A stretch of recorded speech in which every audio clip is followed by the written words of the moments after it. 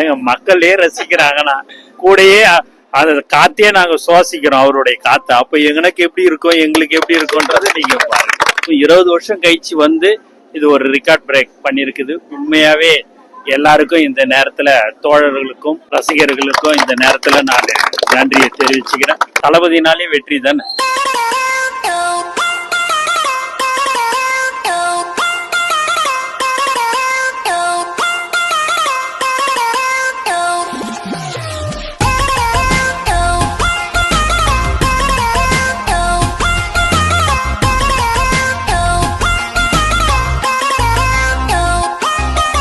தமிழக வெற்றி கழகம் அப்படிங்கிற கட்சி மக்கள் மத்தியில மிக வேகமா போய் சேர்ந்துகிட்டு இருக்கு. அதற்கு காரணம் தளபதி விஜய் அப்படிங்கிற ஒரு பெயர். நிறைய பேர் எதிர்பார்த்தாங்க அவர் பாலிடிக்ஸ்க்கு வந்துருவாரு அப்படின்னு.